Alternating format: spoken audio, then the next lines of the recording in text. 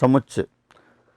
सबसे पहले परिभाषा, सुपरिभाषित वस्तुओं का संग्रह एक समुच्चय कहलाता है। Collection of well defined things is called a set. अब वेल डिफाइंड थिंग्स, सुपरिभाषित वस्तुओं का संग्रह एक समुच्चय कहलाता है। A collection of well defined things is called a set. अब इसमें शब्द आ गया सुपरिभाषित। सुपरिभाषित क्या है? सुपरिभाषित से मतलब है कि जिन वस्तुओं को आप का समुच्चय बनाने जा रहे हैं, संग्रह करने जा रहे हैं, या जिस परिभाषा से या जिस गुणधर्म से या जिस नियम से आप समुच्चयों को, वस्तुओं का संग्रह कर रहे हैं, उसमें कोई कन्फ्यूजन नहीं होना चाहिए। आप जैसे ही किसी वस्तु का नाम लें तो आप बताने की स्थिति में होनी चाहिए ये वस्तु संग्रह में आएगी, उस समुच्चय में आएगी या नहीं आएगी। अगर ऐसा है तो वो सुपरिभाषित कहलाता है। और यदि किसी शब्द के या व्यंजक के अलग अलग लोगों के लिए अलग अलग अर्थ हो जाएं, आप बोलें और सभी सही प्रतीत हो, कोई या डिबेट की गुंजाइश हो, मतलब अलग अलग लोग अलग अलग आंसर देने की स्थिति में हों, तो वो सुपरिभाषित नहीं होगा। इसमें कुछ एग्जाम्पल देखते हैं अपन। सबसे पहले आपने लिया एक भारतीय। जैसे ही आपने कहा एक भारतीय, तो आपके दिमाग में आ गया वह व्यक्ति जो भारत का नागरिक है, जो भारत में पैदा हुआ है, वही भारतीय होता है, तो इसमें कोई कन्फ्यूजन नहीं है। तो ये जो व्यंजक लिखा है एक भारतीय, ये सुपरिभाषित है। जैसे आपने किसी से कहा कि श्री नरेंद्र जी मोदी, तो आप नरेंद्र जी मोदी एकदम समझ गए तो भारतीय प्रधानमंत्री हैं, निश्चित रूप से भारतीय नागरिक हैं, इसलिए ये समुच्चय में आएंगे। आपसे कहा सचिन तेंदुलकर, तब भी आप में कोई कन्फ्यूजन नहीं है, समझ गए ये तो भारतीय है, इंडियन प्लेयर है, क्रिकेट प्लेयर है, तो ये भारतीय। आपसे कहा श्री इमरान खान, अब इमरान खान ये तो पाकिस्तानी प्रधानमंत्री है, तो भारतीय नहीं है। तो इसका मतलब क्या हुआ, कोई भी आप नाम लेंगे उसको बताने की स्थिति में आप हैं वो भारतीय है या नहीं है। इसका मतलब जो आपने लिखा है एक भारतीय, ये सुपरिभाषित हो गया। दोबारा से देखते हैं, अपन पढ़ रहे हैं समुच्चय। समुच्चय सुपरिभाषित वस्तुओं का संग्रह, एक collection of well defined things. सुपरिभाषित से मतलब है जिन वस्तुओं का आप संग्रह बनाने जा रहे हैं, जिस नियम से उनको परिभाषित कर रहे हैं, उसमें कोई कन्फ्यूजन नहीं होना चाहिए। आगे एक और एग्जाम्पल लेते हैं, 30 दिनों वाला माह। अब 30 दिनों वाला माह बिल्कुल स्पष्ट है, पूरे वर्ष में 12 माह होते हैं। जनवरी 31 दिन वाला महीना है, फरवरी 30 दिन नहीं होते, मार्च 31 दिन होते हैं। यानी जैसे ही किसी महीने का आप नाम लेंगे, आप बताने की स्थिति में हैं ये 30 दिन वाला माह है या नहीं है। इसका मतलब जो व्यंजक लिखा है वो कैसा है, सुपरिभाषित है। 30 दिन वाले माह में कौन कौन से माह आएंगे? अप्रैल,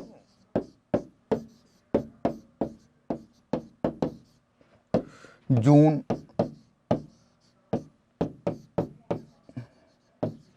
सितंबर,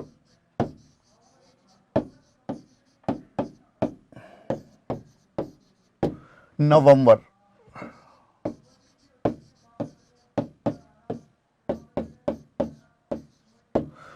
फाइनली ये हुआ कि 30 दिनों वाला माह जो आपने व्यंजक लिखा है वो सुपरिभाषित है। इसी तरह और एग्जाम्पल लेते हैं। फिर आपने लिखा एक सुंदर महिला। अब एक सुंदर महिला, ये कन्फ्यूजिंग हो गया। अलग अलग लोगों के लिए सुंदर महिला अलग अलग हो सकती है। कुछ लोग शारीरिक सौंदर्य को ही सुंदरता मान लेंगे, कुछ लोग उसके गुणधर्मों को या आंतरिक सौंदर्य को सुंदरता कहेंगे। तो ये अलग अलग व्यक्ति इसमें अलग अलग आंसर दे सकते हैं। इसका मतलब ये जो व्यंजक लिखा है, ये शब्दों का समूह लिखा है, ये सुपरिभाषित नहीं है। सुपरिभाषित यानी कि ऐसा नियम या परिभाषा जो भी आप दे रहे हैं उसमें कोई कन्फ्यूजन ना हो, सभी लोगों के लिए आंसर समान हो। सुंदर महिला, ये सभी के लिए आंसर समान नहीं है, इसलिए ये सुपरिभाषित नहीं है। अगला एग्जाम्पल देखते हैं, एक सर्द रात। ये भी ऐसा व्यंजक हो गया, अलग अलग लोग अलग अलग बताएंगे, तो ये भी क्या है, कन्फ्यूजिंग है। कुछ लोगों को सर्दी कम लगती है, तो ज़्यादा सर्दी पड़ रही होगी तब भी वो कहेंगे आज तो कोई ज़्यादा सर्दी नहीं है। और कुछ लोगों को सर्दी बहुत ज़्यादा लगती है, तो कम सर्दी वाली रात को भी कह सकते हैं आज तो बहुत सर्दी हुई। तो ये क्या है, ये कन्फ्यूजिंग शब्दों का समूह हो गया, तो ये सुपरिभाषित नहीं है। और देखते हैं आगे, देखा फिर सीनियर सिटीजन। अब जैसे ही कहा सीनियर सिटीजन, तो आप बताने की स्थिति में ऐसे व्यक्ति जो जिनकी उम्र 60 या 60 से ज़्यादा, 60 वर्ष या 60 वर्ष से ज़्यादा है, वो सीनियर सिटीजन होंगे। तो इस तरह से ये सुपरिभाषित वस्तुओं की बात रही। दोबारा से एक बार रिवाइज करते हैं। समुच्चय, समुच्चय सुपरिभाषित वस्तुओं का संग्रह एक समुच्चय कहलाता है। A collection of well defined things is called a set. अब आगे बढ़ते हैं, फिर आते हैं अपन समुच्चय के निरूपण पर। रिप्रेजेंटेशन ऑफ ए सेट, समुच्चय का निरूपण। तो समुच्चय को कैसे निरूपित करते हैं? समुच्चय को दो तरह से निरूपित करते हैं। एक तो आती है सारणीबद्ध विधि या सूची विधि, और एक आती है सेट बिल्डर मेथड, और यू कैन से सिंबॉलिक मेथड, यानी कि समुच्चय निर्माण विधि या प्रतीकात्मक विधि। पहले अपन बात करते हैं सूची विधि की। सूची विधि में क्या करते हैं, जो भी समुच्चय लिखना होता है आपको कर्ली ब्रैकेट लेते हैं, और कर्ली ब्रैकेट में एलिमेंट्स को कॉमा से सेपरेट करते हुए लिखते जाते हैं। ये आपकी सूची विधि कहलाती है। दोबारा से, किसी भी सारणी को निरूपित करने के दो तरीके हैं। एक तो आता है सारणी विधि या सूची विधि, लिस्टिंग मेथड, और you can say roster method, और एक आता है प्रतीकात्मक विधि, सिंबॉलिक मेथड। तो सबसे पहले अपन लेते हैं सूची विधि। सूची विधि में क्या करते हैं आप? सूची विधि में जो समुच्चय के अवयव हैं, उन सारे अवयवों को कर्ली ब्रैकेट में रखते हैं और कॉमा से सेपरेट कर देते हैं। जैसे पहले एग्जाम्पल लिया आपने, पहले एग्जाम्पल लेते हैं कोई भी, प्रथम 5 प्राकृतिक संख्याओं का समुच्चय। प्रथम 5 प्राकृतिक संख्याओं का समुच्चय मान लिया, ये n से डिनोट कर दिया आपने। तो प्राकृतिक संख्याएं कौन सी होती हैं? सारी गिनती, सभी काउंटिंग नंबर्स। तो काउंटिंग नंबर शुरू होते हैं 1 से, 1 2 3 4 5। तो ये आपका प्राकृतिक संख्याओं का, पहली 5 प्राकृतिक संख्याओं का समुच्चय आ गया। और एग्जाम्पल देखते हैं, ये लिखा अंग्रेजी वर्णमाला के स्वरों का समुच्चय। अब अंग्रेजी वर्णमाला में कुल कितने अक्षर हैं? 26 अक्षर हैं। उसमें कुछ व्यंजन होते हैं, कुछ स्वर होते हैं। स्वर कौन कौन से हैं? ए ई आई ओ यू। तो इनकी लिस्ट बना देंगे आप। वी लिख दिया, वी बराबर curly bracket a e i o u. ये आपका अंग्रेजी वर्णमाला के स्वरों का समुच्चय हो गया। इसी तरह और एग्जाम्पल लेते हैं, सप्ताह के 7 दिनों का समुच्चय। अब सप्ताह के 7 दिन, सप्ताह में 7 दिन होते हैं, सभी जानते हैं। उसके समुच्चय को आपने W से व्यक्त कर दिया। तो कौन कौन से दिन आएंगे इसमें? रविवार, सोमवार, मंगलवार, बुधवार, गुरुवार, शुक्रवार, शनिवार, Sunday, Monday, Tuesday, Wednesday, Thursday, Friday and Saturday. तो ये सप्ताह के 7 दिनों का समुच्चय आ गया। दोबारा से देखते हैं शुरू से। पहले आपने पढ़ी समुच्चय की परिभाषा, सभी सुपरिभाषित वस्तुओं का संग्रह एक समुच्चय कहलाता है। फिर अपन देख रहे थे समुच्चय का निरूपण। तो समुच्चय का निरूपण कैसे? 2 विधियों से करते हैं। पहली विधि आती है सारणीबद्ध विधि या सूची विधि। इस विधि में क्या करते हैं? समुच्चय के सभी अवयवों को कर्ली ब्रैकेट में रखते हैं और कॉमा से उनको सेपरेट कर देते हैं। ये हाँ, और उनके सिंबल कैसे बनाते हैं? जनरली कैपिटल लेटर्स लेते हैं। जैसे भी आपने लिखा वी क्या था? अंग्रेजी वर्णमाला के स्वरों का समुच्चय। यहाँ लिखा है W, एक सप्ताह के 7 दिनों का समुच्चय। इसी तरह कैपिटल लेटर से अपन उनको रिप्रेजेंट करते हैं। यदि small a capital A set का अवयव है तो उसको लिखते हैं small a belongs to capital A। और यदि ये C इसका एलिमेंट नहीं है तो आप लिखेंगे C not belongs to capital A। और अगर 2 अवयव हैं A और B इसके एलिमेंट हैं, A, B belongs to A, इस तरह से लिख देंगे। तो समुच्चय को जो सिंबल्स हैं, संकेत, जनरली कैपिटल लेटर्स लेते हैं, उनके अवयवों को स्मॉल लेटर्स लेते हैं। इसी तरह से आपने 2 समुच्चय लिखे। पहले लिखा वी, अंग्रेजी वर्णमाला के स्वरों का समुच्चय। फिर आपने लिखा W, सप्ताह के 7 दिनों का समुच्चय। अब आगे देखते हैं। फिर एग्जाम्पल लिया, प्रथम 5 समप्राकृतिक संख्याओं का समुच्चय। Set of first 5 even natural number. समप्राकृतिक संख्याएं कौन सी होती हैं? ऐसी प्राकृतिक संख्याएं जो 2 से विभाजित होती हैं, वो समप्राकृतिक संख्याएं कहलाती हैं। तो कौन कौन सी हो गई? 2 4 6 8 10। तो इसको आपने ई से डिनोट किया, ई बराबर कर्ली ब्रैकेट बना दिया, 2 4 6 8 10 ये लिख दिया। तो ये प्रथम 5 समप्राकृतिक संख्याओं का समुच्चय आ गया। उसका अगला लेते हैं, प्रथम 7 अभाज्य संख्याओं का समुच्चय, या कह सकते हैं 18 से छोटी अभाज्य संख्याओं का समुच्चय। अभाज्य संख्याएं कौन सी होती हैं? ऐसी संख्याएं जो 1 से बड़ी हैं और 1 और अपने अलावा किसी से भी विभाजित ना होती हों। तो प्रथम 7 अभाज्य संख्याओं का समुच्चय कैसे लिखेंगे? पहली अभाज्य संख्या 2, फिर 3 5 7 11 17, 11, 13 और 17। तो प्रथम 7 अभाज्य संख्याओं का समुच्चय, या आप कह सकते हैं 18 से छोटी अभाज्य संख्याओं का समुच्चय। तो दोबारा से प्रथम 7 अभाज्य संख्याओं का समुच्चय, इसको आपने ए से डिनोट कर दिया, पी से भी लिख सकते थे, ए से लिख दिया। 2, 3, 5, 7, 11, 13, 17 इसी तरह से और ले सकते हैं। तो ये समुच्चय और समुच्चय के निरूपण की बात हुई। अब अपन दूसरी विधि पर आते हैं, समुच्चय निर्माण की प्रतीकात्मक विधि या सिंबॉलिक मेथड। इस विधि में क्या करते हैं, इसी तरह से अपन लिखेंगे करली ब्रैकेट, वहाँ लिख देंगे x। अब x को संतुष्ट करने वाला जो गुणधर्म है वो लिखेंगे, सच दैट px। ये सेट आपने लिख दिया x, सेट करली ब्रैकेट लिया, करली ब्रैकेट में लिख दिया आपने x, सच दैट। अब x क्या है, किसको व्यक्त कर रहा है, वो नियम लिख दिया। देखते हैं आगे एक एग्जाम्पल लेते हैं, समुच्चय निर्माण या प्रतीकात्मक विधि। आगे x, अब जो अपन ने पहले लिखा था अंग्रेजी वर्णमाला के स्वरों का समुच्चय, क्या लिखा था, v bracket x, such that x, ये हो ब्रैकेट में जो स्वर थे वो सारे लिख दिए थे, a, e, i, o, u, ये सारे लिख के समुच्चय बना दिया था, वो स्वरों का समुच्चय हो गया। अब इसको दोबारा लिख देते हैं सिंबॉलिक मेथड में। तो सिंबॉलिक मेथड में क्या लिखेंगे, x, सच दैट x अंग्रेजी वर्णमाला का स्वर है।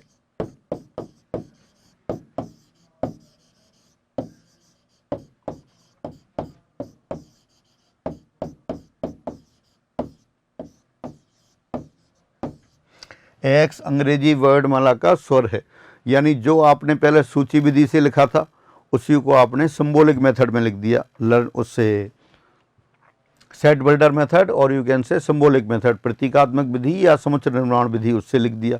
फिर दूसरा एग्जाम्पल लिखा था आपने, दूसरा कौन सा लिखा था, डब्लू क्या था, सप्ताह के 7 दिनों का समुच्चय। तो उसको भी ऐसे लिख सकते हैं, करली ब्रैकेट, उसमें x लिख दिया, सच दैट x क्या है, एक सप्ताह का एक दिन है।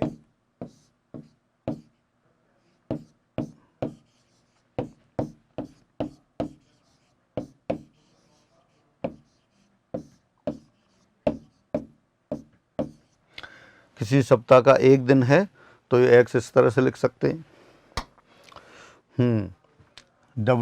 x सच दैट एक सप्ताह का एक दिन है। कौन सा समुच्चय, जो पहले लिखा था, पहले क्या लिखा था आपने, दोबारा लिख देता हूं, Sunday, Monday, Tuesday, Wednesday, Thursday, Friday, Saturday, सप्ताह के 7 दिनों को एक करली ब्रैकेट में लिख दिया और कॉमा से सेपरेट कर दिया था। अब इसी को सिंबॉलिक मेथड में लिख दिया आपने। सिंबॉलिक मेथड में क्या लिखा है, डब्लू या ब्रैकेट में लिख दिया x, सच दैट एक सप्ताह का एक दिन है। अब आगे देखते हैं, फिर आपने लिखा था एक समुच्चय, ये ई में क्या लिखा था, ई को आपने लिखा था प्रथम पांच सम प्राकृतिक संख्याओं का समुच्चय। तो उसमें सम प्राकृतिक संख्याएं कौन कौन सी लिखी थी आपने, 2, 4, 6, 8, 10, उसी को दोबारा लिख सकते हैं, x सच दैट x प्रथम 5 सम संख्याओं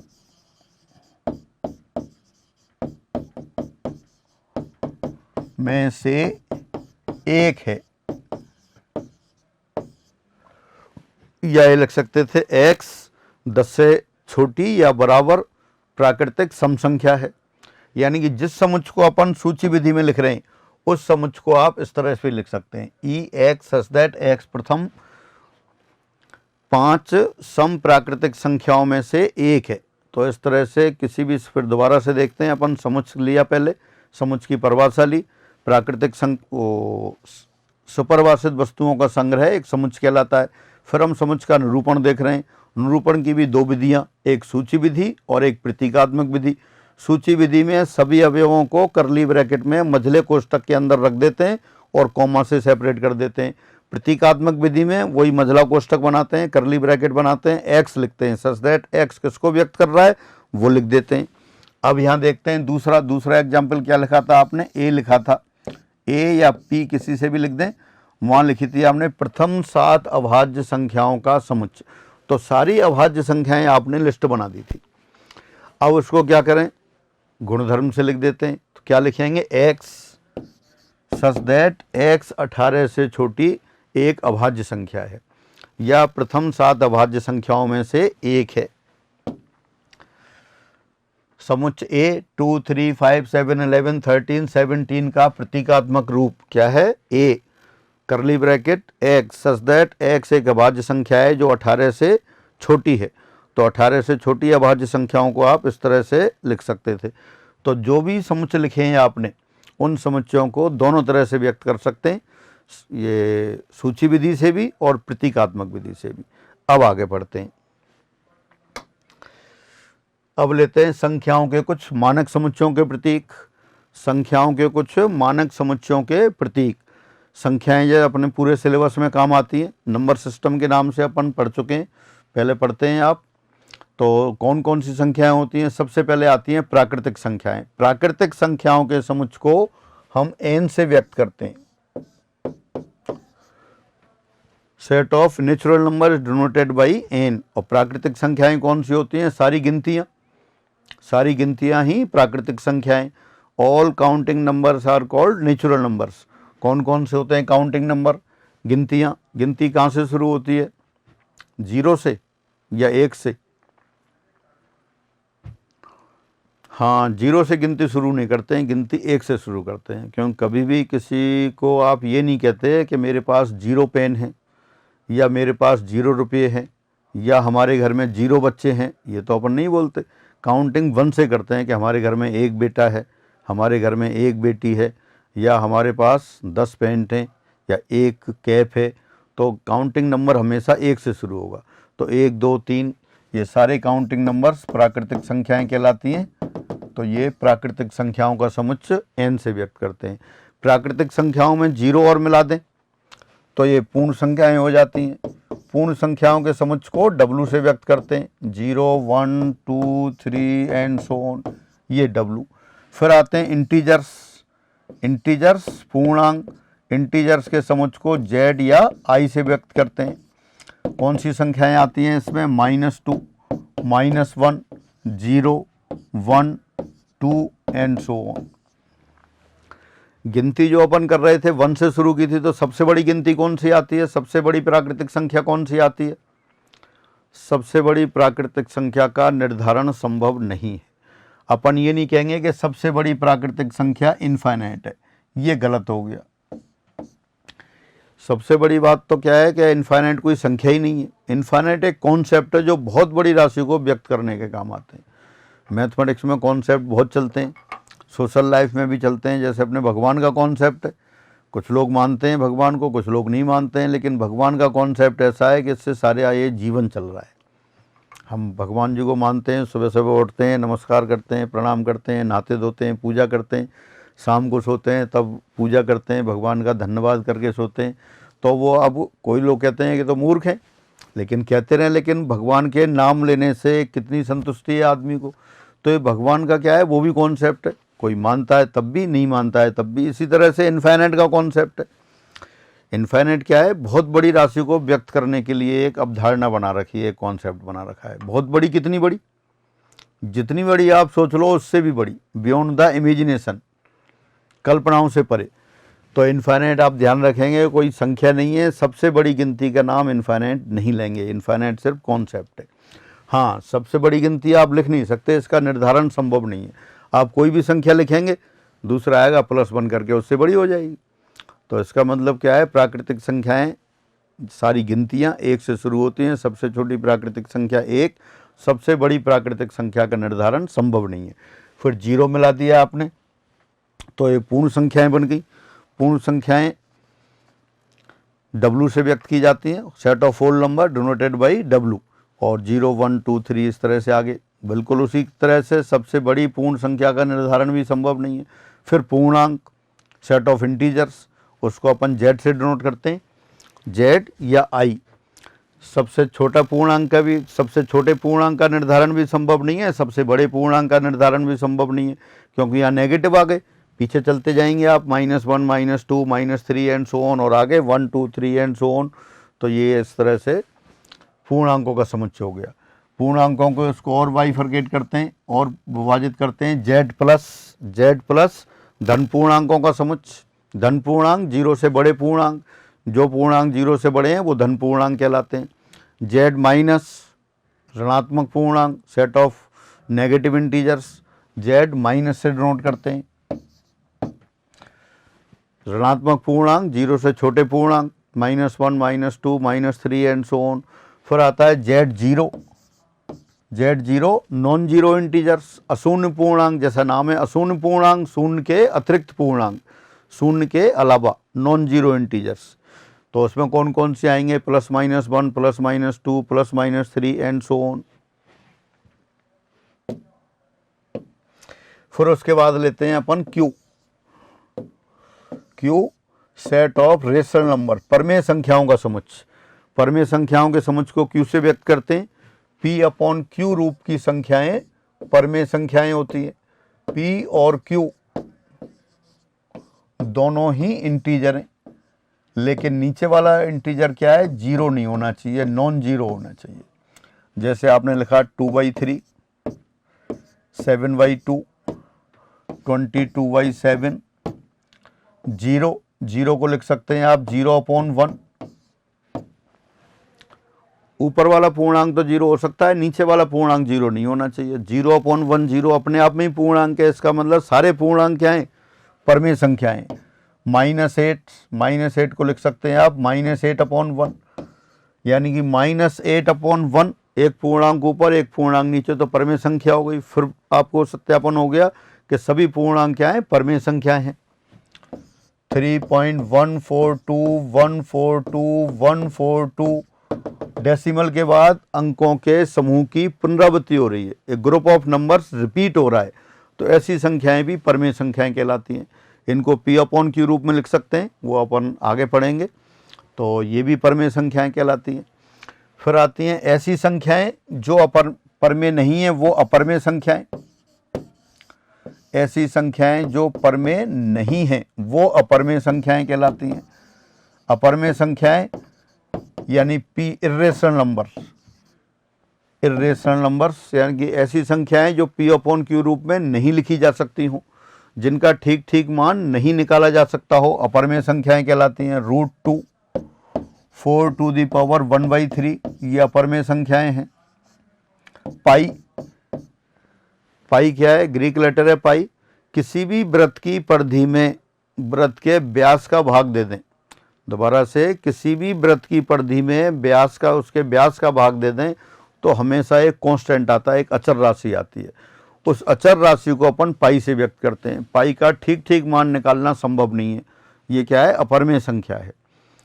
जो आप लिखते हैं 22/7, 22/7 पाई के बराबर नहीं है, 22/7 पाई के लगभग बराबर है। पाई निश्चित रूप से अपरमेय है, 22/7 परमेय है। ये वाली राशि कैसी है, इर्रेशनल।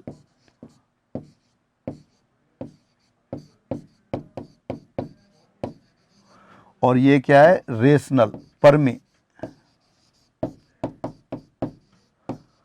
तो दोनों कभी भी बराबर नहीं होते, अप्रोक्सीमेट इक्वल हैं। 22/7 दशमलव के 2 स्थानों तक शुद्ध मान देता है 3.14, बाकी 3.14 के एग्जैक्ट इक्वल नहीं है।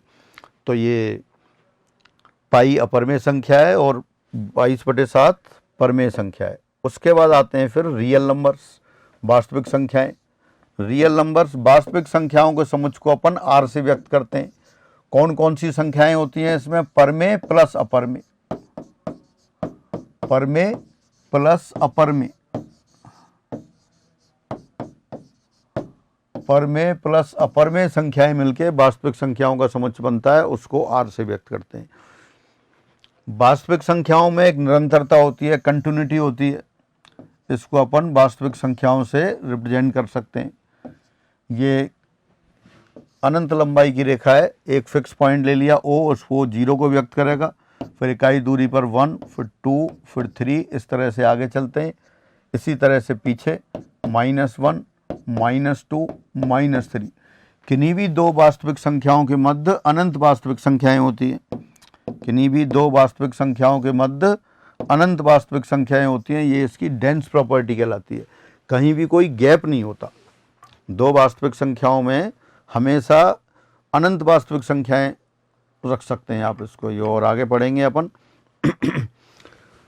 पूर्णांकों का एग्जाम्पल तो आप सब जानते हैं, जैसे क्लास में आप बच्चे आते हैं, क्लास में स्टूडेंट्स आते हैं, पहले 1 आ गया, फिर 2 आ गया, फिर 3 आ गया, 4 आ गया, गैप के बाद आते हैं। और फिर जाना शुरू करें तो 1 गया, 2 गया, 3 गए, 4 गए, तो जाने को अपन नेगेटिव और आने को पॉजिटिव मान लें तो पूर्णांक हो जाते हैं। पूर्णांक अंतराल के बाद आते हैं। वास्तविक संख्याओं में ऐसा नहीं है। अगर आपसे कहें कि 1 के बाद की वास्तविक संख्या कौन सी है, तो 1 के बाद वाली वास्तविक संख्या कोई नहीं बता सकते। आप अगर 1 के बाद कहेंगे 1.1, तो 1 और 1.1 के बीच में भी अनंत वास्तविक संख्याएं हैं। ये अपन डिस्कस करेंगे। और हाँ, अगर आपसे पूछेंगे कोई एग्जाम्पल दो, तो आप एग्जाम्पल बताएं वास्तविक संख्या का, कौन सा एग्जाम्पल है। पूर्णांकों का एग्जाम्पल तो देखा आपने, वास्तविक संख्याओं का एग्जाम्पल। वास्तविक संख्याओं के एग्जाम्पल के लिए आप एक एग्जाम्पल अलग से बताता हूँ। सपोज आप जैसे नाई की दुकान में जाते हैं और बाल कटवाने जाते हैं। आप बाल कटवा के आए, 1 सेंटीमीटर वाला बाल रह गया। अब 1 सेंटीमीटर बाल रह गया, कुछ दिन देखा आपने, 2 महीने के बाद वो 1 सेंटीमीटर से 6 सेंटीमीटर हो गया। अब आप ये देखें कि 1 सेंटीमीटर से 6 सेंटीमीटर होने में उसकी ग्रोथ कैसे हुई। जैसे आप सुबह 10 बजे कटा के आए, 10 बजे आपने कटा के आए तो वो 1 सेंटीमीटर था। फिर आप नहा धो लिए, थोड़ा आराम कर लिया, खाना वाना, फिर शाम को खेलने चले गए। शाम को आके 5 बजे आपने चेक किया, तो 5 बजे चेक करेंगे तो 1 पॉइंट सम ऐसा। सुबह 10 बजे 1 सेंटीमीटर था, फिर 5 बजे चेक कर रहे हैं तो कितना निकलेगा, 1.1। वो जो उसमें वृद्धि है, जो इंक्रीमेंट है, इतना स्लो है कि आप मेजर नहीं कर सकते। डेफिनेटली 1 से 2 सेंटीमीटर होने में, या 1 से 5 सेंटीमीटर होने में, या 6 सेंटीमीटर होने में बढ़ तो रहा है वो, लेकिन बढ़ रहा है। लेकिन अपने पास जो मापने की जो सिस्टम है, उनसे आप उसको मेजर नहीं कर सकते। आप ये नहीं कह सकते कि 10 बजे 1 सेंटीमीटर, फिर 5 बजे 1.1 सेंटीमीटर हो गया, फिर दूसरे दिन सुबह 10 बजे देखा तो 1.12 हो गया। ये नहीं कर सकते, आप नाप ही नहीं सकते उसको। हालांकि उसमें हर क्षण इंक्रीमेंट है। जैसे ही आपने कटवाया उस समय ही बढ़ना शुरू हो गया, और बढ़ते बढ़ते 2 महीने बाद वो 1 सेंटीमीटर से 6 सेंटीमीटर हुआ। तो 1 सेंटीमीटर और 6 सेंटीमीटर के बीच में जो भी संभव संख्या थी, कभी ना कभी उसके द्वारा प्राप्त हुई, बाल के द्वारा। तो ये ही क्या है, कंटिन्यूटी, निरंतरता है। बाल कभी भी जंप लगा के नहीं बढ़ रहा। जंप लगा के बढ़ता होता तो क्या होता है, 1 सेंटीमीटर, फिर थोड़ी देर में 1.1 सेंटीमीटर, 1.2 सेंटीमीटर, 2, 3, इस तरह से वो बढ़ता जाता। तो जंप नहीं है, हर क्षण उसमें वृद्धि हो रही है। वृद्धि हो रही है, दिख रही है, अपन नापा नहीं जा रहा, अपनी बस की नहीं है, वो अलग बात है। तो ये रियल नंबर्स का एग्जाम्पल हो गया। 1 सेंटीमीटर से 6 सेंटीमीटर गया, निरंतरता के साथ, कंटिन्यूटी के साथ, कहीं कोई गैप नहीं है, कोई जंप नहीं है। तो ये है। इसी तरह से, इसीलिए अपन क्या है, उसको वास्तविक रेखा से व्यक्त कर देते हैं, और वास्तविक रेखा से व्यक्त करते हैं, और तब आप कहते हैं कि 2 वास्तविक संख्याओं के बीच में अनंत वास्तविक संख्याएं। दरअसल 1 और 1.1 के बीच में भी अनंत वास्तविक संख्याएं। ये अपन कई बार प्रूफ भी करते हैं, भी आगे पढ़ेंगे। अभी थोड़ा सा अभी समझ में इसका ज़्यादा संबंध नहीं है, फंक्शन पढ़ेंगे तब और एग्जाम्पल लेंगे इसके, और प्रूफ करके ही बताएंगे आपको कि 1 और 2 के बीच में अनंत वास्तविक संख्याएं, 1 और 1.1 के बीच में भी अनंत वास्तविक संख्याएं। किन्हीं भी 2 वास्तविक संख्याओं के मध्य अनंत वास्तविक संख्याएं होती हैं, जिनका कि ये गुण सघन गुण या डेंस प्रॉपर्टी कहलाता है। हाँ, तो ये वास्तविक संख्याओं की बात रही। जैसे इंटीजर्स में कर रहे थे, उसी तरह से आर प्लस यानी कि धनात्मक वास्तविक संख्याएं। धनात्मक वास्तविक संख्याएं कौन सी, वो संख्याएं जो 0 से बड़ी हैं। आर माइनस ऋणात्मक वास्तविक संख्याएं, आर माइनस ऋणात्मक वास्तविक संख्याएं, R0 non zero real number, अशून्य वास्तविक संख्याएं। तो इस तरह से वास्तविक संख्याओं की बात हुई। फिर आती है काल्पनिक संख्याएं। अंडर रूट के अंदर आपने -5 लिख दिया, -3 पावर 1/4 लगा दिया। इस तरह की संख्याओं का कोई अस्तित्व नहीं है। ऐसी संख्याएं जिनका कोई अस्तित्व नहीं हो, वो काल्पनिक संख्याएं कहलाती हैं। अंडर रूट -1 काल्पनिक संख्याओं की इकाई है, यूनिट ऑफ इमेजिनरी नंबर। इसको अपन ऑब्लिक आई से व्यक्त कर देते हैं, बोलते हैं आयोटा।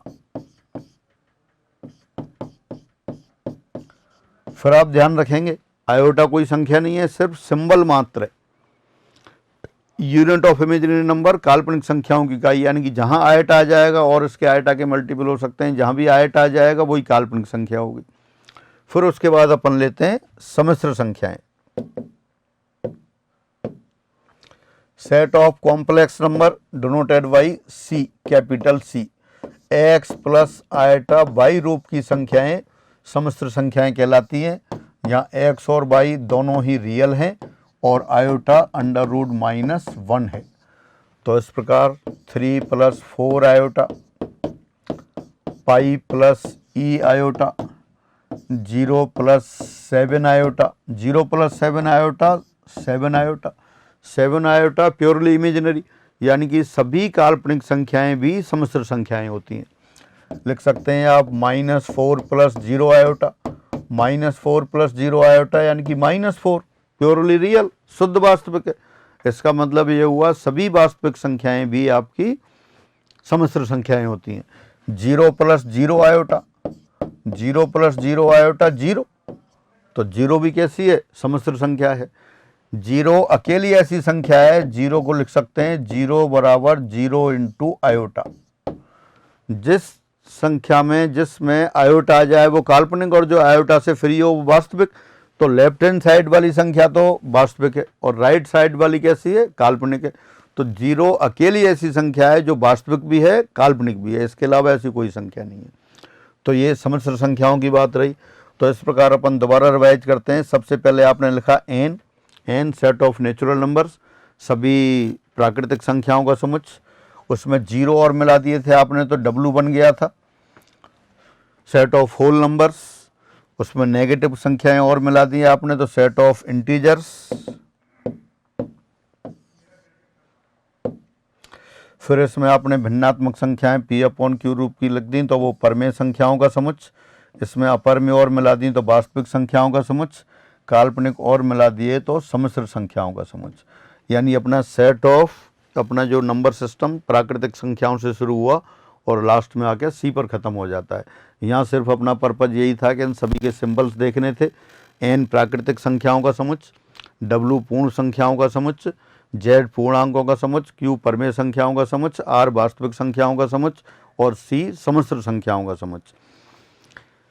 एक एग्जाम्पल ले लेते हैं जरा। मैं वो एग्जाम्पल सिर्फ ये बताने के लिए बता रहा हूँ कि अगर आपको सिंबल्स पता नहीं है तो उनसे मिस्टेक हो सकती है। ये जो एग्जाम्पल बता रहा हूँ अभी लेटेस्ट जो एग्ज़ाम हो रहे हैं उन्हीं में आया हुआ है।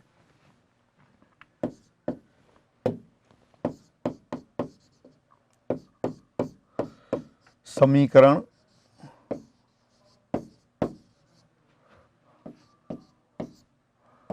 x + y = 5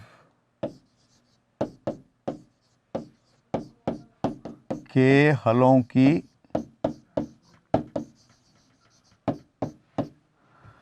संख्या बताइए।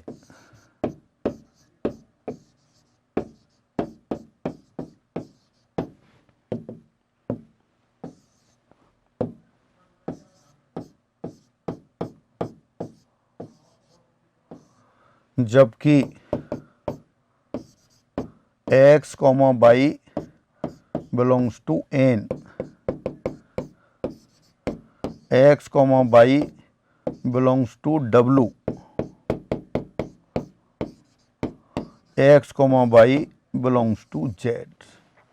एक ही क्वेश्चन है, आपसे पूछा है इसके हलों की संख्या बताइए।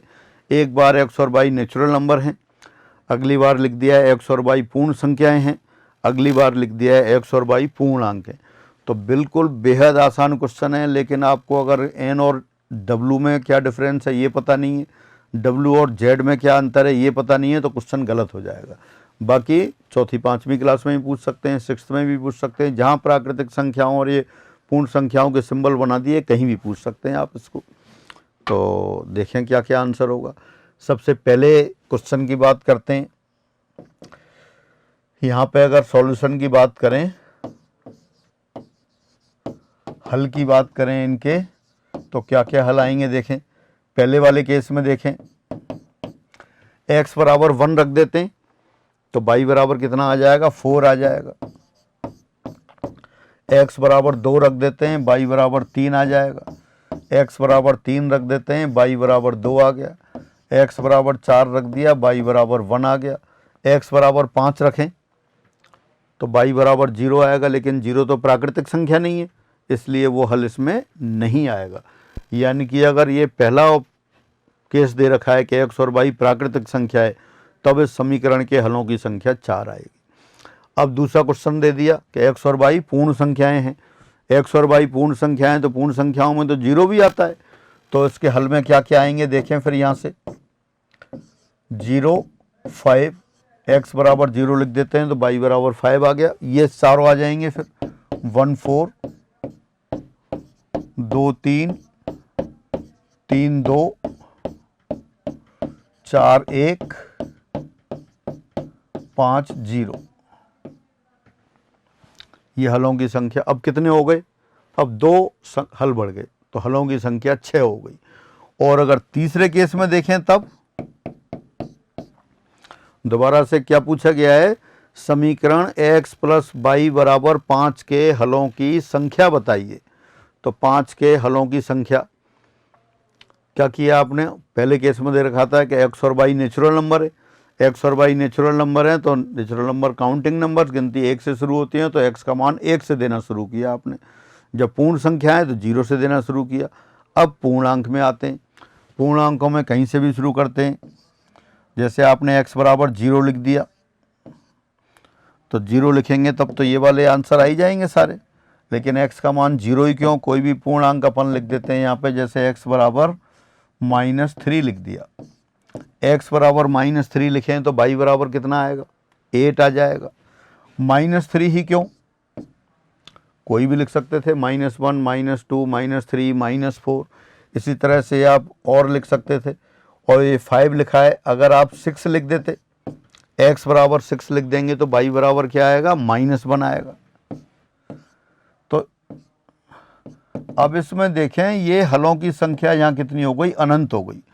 थर्ड वाले केस में हलों की संख्या अनंत, इनफाइनाइट, खत्म ही नहीं हो रहे। x का मान कोई भी पूर्णांक रख सकते हैं आप, लेकिन फर्स्ट और सेकंड में ही नहीं था। तो सबसे बड़ी बात क्या है कि सिंबल की अपनी इम्पोर्टेंस है, कब कहाँ यूज हो जाए, तो इसलिए सिंबल्स को आप याद करके रखेंगे। अब अपन आगे बढ़ते हैं,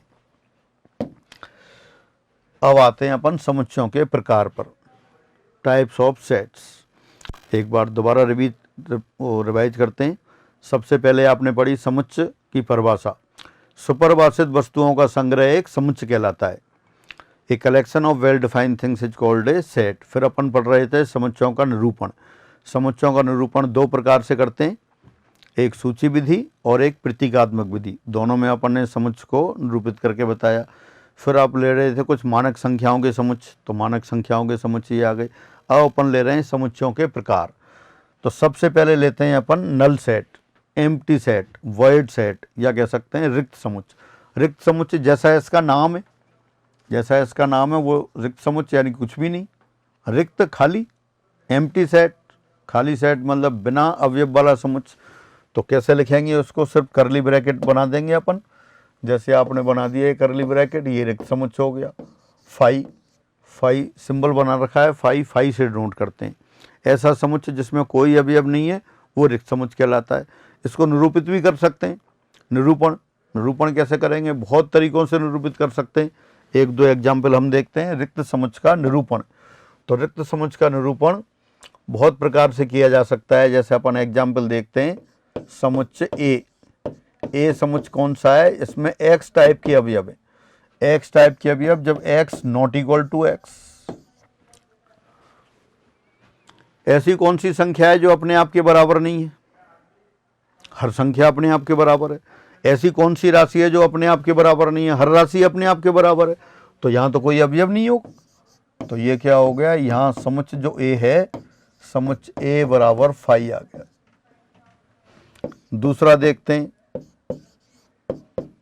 x such that x belongs to R and x square plus 2 बराबर 0।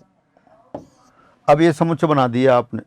कौन सा समुच्चय बना दिया, जिसमें x टाइप के अवयव है, x टाइप के अवयव है और x रियल नंबर है और x स्क्वायर प्लस 2 0 के बराबर है। अब 2 में किस वास्तविक संख्या का वर्ग जोड़ें कि 0 आ जाए? किसी भी वास्तविक संख्या का वर्ग धनात्मक होता है, 0 या धनात्मक, 0 का वर्ग तो 0, 0 के अलावा हर वास्तविक संख्या का वर्ग धनात्मक होगा। अगर x की जगह 0 रख दें इसमें तो 0 + 2 तो 0 होता नहीं, तो x 0 के बराबर नहीं आएगा। 0 के अलावा कोई वास्तविक संख्या रख दें पॉजिटिव या नेगेटिव, x² हमेशा पॉजिटिव होगा, हमेशा धनात्मक होगा, और धनात्मक प्लस धनात्मक 0 नहीं हो सकता है। इसका मतलब इसमें कोई भी अवयव नहीं आएगा। तो यहाँ भी एक क्या है, ये यहाँ आपका बी समुच्चय ये फाई के बराबर है। तो दोबारा से अपन पढ़ रहे हैं समुच्चयों के प्रकार। सबसे पहले लिया आपने रिक्त समुच्चय, जैसा नाम है ऐसा समुच्चय जिसमें कोई अवयव नहीं हो, सिंबल फाई से व्यक्त करते हैं। फिर समुच्चय के निरूपण की बात ली। अब आगे लेते हैं एकल समुच्चय, सिंगल टोन सेट। इसमें भी जैसा नाम है एकल समुच्चय। एकल समुच्चय ऐसा समुच्चय जिसमें एक ही अवयव हो, वो एकल समुच्चय कहलाता है। जैसे आपने लिख दिया सेट ए बराबर एक ही एलिमेंट है। दूसरा सेट लिख देते हैं बी, इसमें 7 अवयव आ गया। तो ये दोनों कैसे हो गए, ये एकल समुच्चय हो गया। ऐसा समुच्चय जिसमें एक ही अवयव हो वो एकल समुच्चय कहलाता है। फिर आगे लेते हैं परिमित समुच्चय, फाइनाइट सेट। जैसा नाम है परिमित समुच्चय, ऐसे समुच्चय जिसमें अवयवों की संख्या परिमित हो वो परिमित समुच्चय कहलाता है।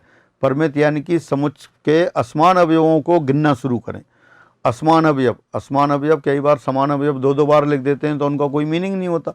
तो असमान अवयवों को गिनना शुरू करें और गिनने की प्रक्रिया निश्चित समय के बाद समाप्त हो जाए, तब ये समुच्चय क्या कहलाता है, परिमित समुच्चय कहलाता है। पहले आपने लिखा था वी क्या था, अंग्रेजी वर्णमाला के स्वरों का समुच्चय। अंग्रेजी वर्णमाला के स्वरों का समुच्चय वी से व्यक्त किया था। वी में देख सकते हैं आप कितने अवयव हैं, इसमें 5 अवयव हैं। तो ये कैसा हो गया, परिमित समुच्चय हो गया, फाइनाइट सेट। यानी कि समुच्चय के असमान अवयवों को गिनना शुरू करें और गिनने की प्रक्रिया कुछ समय के बाद समाप्त हो जाए तो वो परिमित समुच्चय कहलाते हैं, और जिनमें समाप्त ना हो वो अपरिमित समुच्चय कहलाते हैं। आगे लेते हैं अपरिमित समुच्चय। अपरिमित समुच्चय का एग्जाम्पल अभी आपने लिखा था n प्राकृतिक संख्याओं का समुच्चय, 1 2 3 एंड सो ऑन, ये अपरिमित समुच्चय। अपरिमित समुच्चय यानी कि गिनने की प्रक्रिया समाप्त नहीं हो, हर पद के बाद अगला पद आता चला जाए, तो ये समुच्चय क्या कहलाते हैं, अपरिमित समुच्चय कहलाते हैं। फिर परिमित समुच्चय की कोटि, जैसे अभी आपने वी लिखा था, वी में कितने अवयव थे, 5 अवयव थे। तो अपन कहेंगे एक आती है अगला पद आता है परिमित समुच्चय की कोटि या गणना संख्या, order of a finite set, और you can say cardinal number. परिमित समुच्चय की कोटि या गणना संख्या, परिमित समुच्चय में जो असमान अवयवों की संख्या है वो उसकी कोटि कहलाती है। जैसे एग्जाम्पल, यदि a बराबर a, b, c हो तब ऑर्डर ऑफ a क्या आएगा, 3 आ गया। अभी आपने लिखा था v, A E I O U अंग्रेजी वर्णमाला का स्वरों का समुच्चय, तब यहाँ पर इसका कोटि क्या है, ऑर्डर ऑफ V, ये 5 आ गया। परिमित ग्रुप की कोटि, परिमित समुच्चय की कोटि, order of a finite set, और you can say cardinal number of a finite set. इसमें जो अवयवों की संख्या है वो इसकी कोटि कहलाती है। अपन ने लिखा ए एग्जाम्पल लिखा, उसमें 3 अवयव थे, 3 अवयव थे तो उसकी कोटि 3 हो गई। फिर अपन ने एग्जाम्पल लिखा वी, तो वी में क्या था, 5 अवयव थे तो उसकी कोटि 5 हो गई। एक टर्म आती है तुल्य समुच्चय। तुल्य समुच्चय, 2 समुच्चय तुल्य समुच्चय कहलाते हैं यदि दोनों में अवयवों की संख्या समान हो। जैसे वी ए लिख दिया, ई लिख दें आप, 2 4 6 8 10, प्रथम 5 प्राकृतिक सम संख्याओं का समुच्चय। तो यहाँ V और E दोनों ही तुल्य समुच्चय, इक्विवेलेंट सेट्स हैं। दोबारा से तुल्य समुच्चय, इक्विवेलेंट सेट, 2 समुच्चय A और B तुल्य समुच्चय कहलाते हैं यदि दोनों में अवयवों की संख्या समान हो। ये तुल्य समुच्चय की बात हो गई। फिर अपन लिखते हैं समान समुच्चय, इक्वल समुच्चय। समान समुच्चय कौन से होते हैं, दो समुच्चय ए और बी समान समुच्चय कहलाते हैं यदि ए का प्रत्येक अवयव बी में और बी का प्रत्येक अवयव ए में हो। एग्जाम्पल देखते हैं। ए 1 2 3 और बी 1 2 2 3 3 3 दो समुच्चय हो गए। ए का प्रत्येक अवयव बी में है और बी का प्रत्येक अवयव ए में है, तो ये दोनों समुच्चय कैसे हैं? समान समुच्चय है, इक्वल समुच्चय। अब ये अलग बात है बी में क्या किया है आपने, दो को दो बार लिख दिया, कितनी बार भी लिख दें एक ही बार काउंट होगा। इसमें अगर समुच्चय में किसी भी अवयव को एक से ज़्यादा बार लिख देते हैं तो उसकी कोई इंपॉर्टेंस नहीं है, एक ही बार काउंट किया जाएगा। इसलिए अपन ने लिखा है समुच्चय ए और समुच्चय बी दोनों कैसे हैं? बराबर समुच्चय। पहले लिखा था आपने तुल्य समुच्चय। तुल्य समुच्चय में क्या था? तुल्य समुच्चय में दो समुच्चय तुल्य समुच्चय कहलाते हैं यदि दोनों में अवयवों की संख्या समान हो। फिर आ गया समान समुच्चय, यानी कि दो समुच्चय ए और बी समान समुच्चय कहलाते हैं यदि ए का प्रत्येक अवयव बी में और बी का प्रत्येक अवयव ए में। तो आज दोबारा से रिवाइज करते हैं क्या क्या पढ़ा है आपने। आज हमने समुच्चय या कह सकते हैं समुच्चय सिद्धांत शुरू किया। सबसे पहले ली समुच्चय की परिभाषा। समुच्चय की परिभाषा में क्या है? सुपरिभाषित वस्तुओं का संग्रह एक समुच्चय कहलाता है। A collection of well defined things is called a set. फिर आपने लिया समुच्चय का निरूपण। समुच्चय के निरूपण में क्या था?